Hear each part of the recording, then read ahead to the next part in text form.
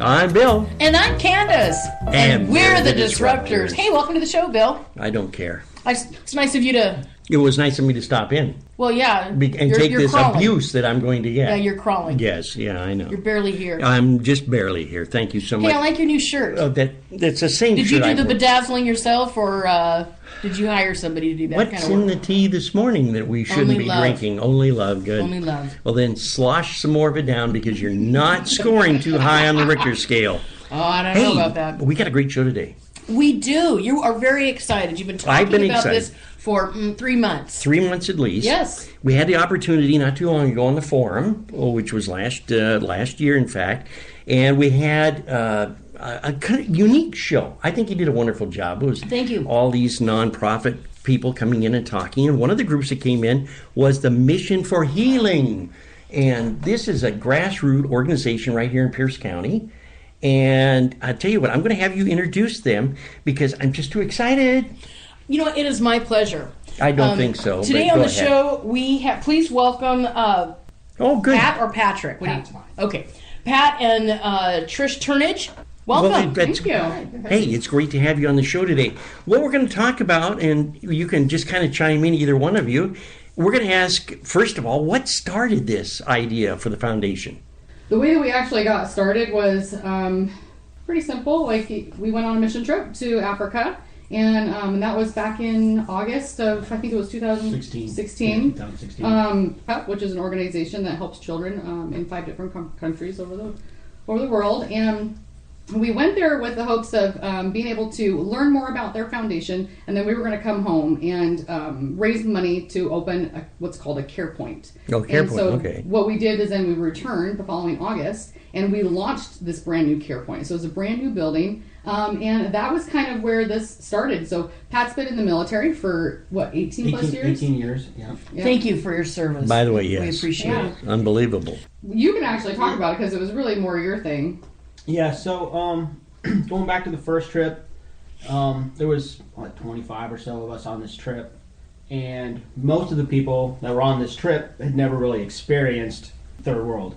So as they were kind of going around the group each day asking a question, and first one, people were like, "Hey, I feel guilty, and I just don't understand how a block from here, poverty."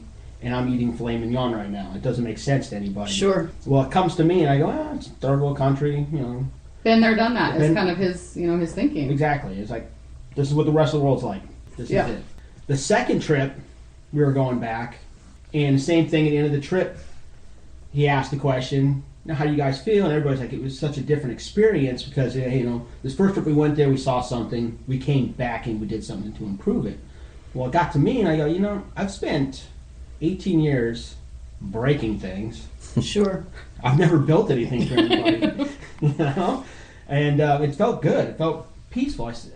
I kind of felt this piece of me that's been misaligned over years of combat deployments realign. It felt real good. A sense of healing. So a sense of healing. Yeah. And that's kind of where it all started. We came home, and about 2 weeks later, Trish receives a phone call. Yeah, I just got a phone call from the president of Children's Cup, and he just said, "Hey, how was the trip? I want to talk to you about it." And he said, "But first, I want to tell you that I was, when I heard about Pat's experience and how he had felt like this sense of healing after all these years of being destructive, he goes, I got to tell you, it brought me to my knees, and I was just in tears." I was just like, "Oh, okay, good for you." I didn't really think anything of it. Sure. And then, the day goes on, I end that conversation, and I'm just thinking, gosh, what was that phone call for? What was that about? And I was really kind of searching and praying, and it hit me just like a light. It was just the strongest feeling I've ever felt in my life. And it just said, you need to create a foundation that's going to give veterans with PTSD an opportunity to heal through mission trips. And I was just like, huh. And so I brought it up to Pat, and he just says, "Oh my gosh, that's it." So I brought that up to Children's Cup again, and I said, "Hey, I don't know if this has ever been pitched to you," because I kind of felt like it was one of those things where it just seemed right. It just seemed like why wasn't more people doing this? Why hadn't this been done before? So when I brought it up to him, he's like, "Yes, that's amazing. Like we've never heard of anything like this before. And so what we've decided to do is we actually partner up with Children's Cup. We were given the opportunity to kind of form our foundation under the umbrella of theirs, so that during this process of getting our 501c3 set up and all this paperwork and state stuff, and of course, neat stuff, right? It's a pain, but so to get all that, we didn't want to be put on hold. We were full steam ahead, so we were able to use their 501c3 number for donations and to really launch this, into this whole other world for us. And so, simply, that's it. That's what we've been doing, and it's we actually have our very first trip coming up. So we have several veterans that are going with us March 20th through the 26th to Honduras. And so that's it. I mean, we literally just had the idea, and here we go. I mean, it's just been... I really, really am excited about this, because I have been reading the statistics of how many of the guys are coming back that we're not reaching out and helping. And I think it's really a wonderful point for our audience to understand that these are guys that are going over, that are putting their families on hold, protecting this country, fighting for our rights. We bring them back, and if they aren't crippled and bless them all, but if they're not taken care of properly in a physical sense, then we seem to have a little bit of a black eye. But when we start looking at the problems of mental adjustment, coming back from a fear zone back to safety again, back to the good old US of A, the change that we're not looking at. And it seems that it's really a wonderful opportunity for you guys to actually experiment, I guess it would be a good term, in getting these people and our soldiers, military folks, to be able to come back and adjust and understand what's going on. Well, and like I said earlier, unfortunately, those statistics I believe are just wrong, and they're because those are only the ones that are diagnosed. So those are only the ones that are actually coming forward and saying, this is an issue that I think I have. And unfortunately, there's a lot of veterans who don't do that for many different reasons. Yeah, some of the reasons, I experienced it, I've seen it. We're often told, hey, come forward and we'll get you the help you need with no strings attached. Yeah, no strings attached. But there is. Typically, when you come forward and say, I have problems, they take your squad away, your platoon away, whatnot. They end up taking your weapon away. And I get it. If you come forward and say, hey, I have these suicidal tendencies, or I'm having problems with this. Nightmares. But it's kind of this weird thing. Your identity is so wrapped up in this, they take it away from you. So guys and gals will hide it because they don't want to lose that. Oh. It sounds like there's a real sense of shame coming yes, through. Exactly. Instead of empowerment, if you think about what the military trains these guys to do, is they train them to compartmentalize. Sure. And so, I mean, we just had a guy, that we've spoken to, that he says, yeah, I really want to do this trip. I think it'd be amazing, but I don't have PTSD. He's been deployed. And, my thing, when we were first together, I remember laying next to him thinking, I really don't know who he is. Like, there's a part of him I don't want to know. I don't want, he's even said, there are things that I want to tell you, things that I've seen, things that unfortunately, sadly, I've had to do, but I feel like you are going to view me different. And I know he's right. And so I said, I don't want to know.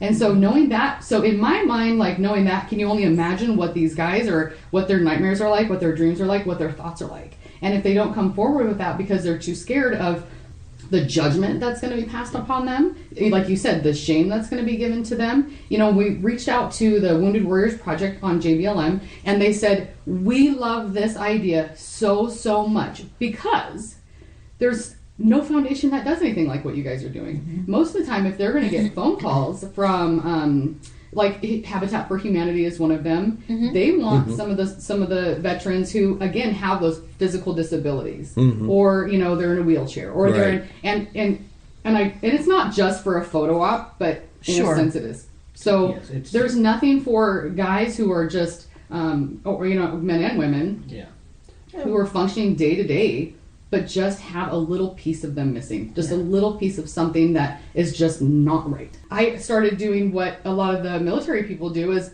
isolating. Like I didn't want to talk about the trip. I didn't want to talk about how amazing it was and how beautiful, because at the same I felt just guilty. Like I still feel like I think about them all the time, every single day. And I at that point could relate to what Pat had gone through. I mean, he's been on 11 different deployments. Yeah. 11? Wow. Yeah. Iraq twice and Afghanistan 9 times. 9 times in Afghanistan.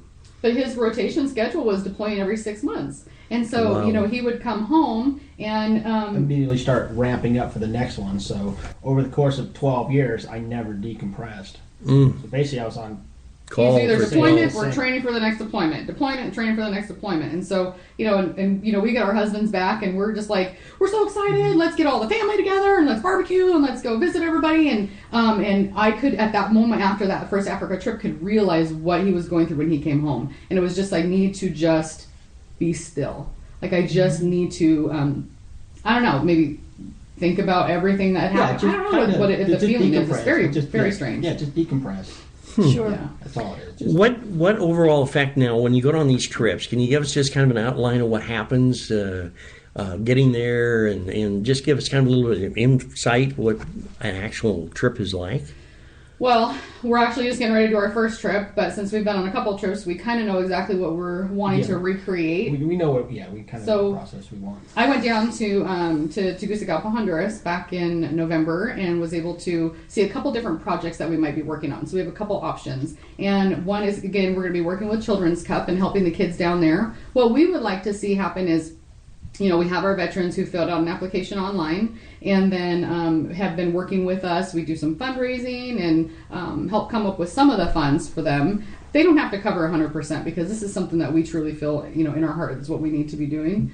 And then we're going to be traveling for the first day, and then we'll travel to wherever. Once we get on the ground, then we'll go to the site where we'll be staying and working on a building. So we're literally going to be getting our hands dirty. We're going to be possibly extending a care point right now, so doing an addition. Or there's another project that I feel my heart is really there, and we just need to make it happen. But they have the opportunity to buy a piece of property down there that already has a home. So what we've seen is there's 150 children that are being fed out of this couple's home. Wow. Like literally in their house. And they need a care point. And so they're calling it just a feeding center. And so that care point, once it's up and running, well, we're going to go down there, hopefully help remodel the house that's already on that particular property, and get that up and running and launch a new care point. So that is going to be, like, I love that place. I mean, it makes me happy just thinking about it. Yeah. So kind of way our itinerary looks, a day travel, we'll get there about midday, go to, because another 2 hours to the, better not be hitting the table. To the location. I'm just getting, to the location where we'll spend the night there. At the end of every day, we're going to recreate a small group, kind of like Celebrate Recovery or any of those other ones, where I ask basically a guided question, and I try to get them to look into themselves and to start expressing feelings, try to start unwrapping that. We'll travel, spend the night there, we'll do our small group. The next day, we'll probably do 3, maybe 4 days of the building with some home visits in there. Playing with kids, feeding kids. Yep, feed the kids. And there's just something about giving food to somebody who needs food. So about 3 to 4 days of building. Again, at the end of every day, continue to ask a question in a small group. Then we've got like an excursion, just a fun decompression day. Wonderful. Yeah, just something fun to do. And then we'll travel home. So we'll be there on the ground a little over about a week. About a week. About a week. Yeah, the 22, 26. Yeah, so 6 days we'll be on the ground. Another thing that we're hoping to do over there too is partner up the veterans with a youth child that's there. Because a lot of these kids in Honduras, for example, it's the biggest problem down there is going to be the cartel. And so a lot of them, if they don't have a skill, they don't have any other way to provide for their family. Sure. So they end up joining the cartel in order to make money. And what we would like to do, and again, because there's another sense of a mentorship type connection that's very fulfilling for our veterans, is if we partner them up with one of the youth kids and the skills, because Children's Cup doesn't want to, what's the word? Like they want to empower. They don't just want to. It's kind of a hand up instead of a hand out. Exactly. We're not going to just put you up for sponsorship and have someone from America sponsor you, and you're going to not have to work for any. So they offer them a skill so that they can learn, so they can go on later and help their family and everything. So if we can partner them up with a veteran, and they can actually, become kind of pen pals and buddies. They can work together, so they're teaching that skill. Another thing we found too is not all veterans have building skills. I mean, Pat, for example, he was infantry, so he was like, I don't know how to do anything else. I don't have any other skill. But this is a hammer? Right. So I use hammers differently. No. So we're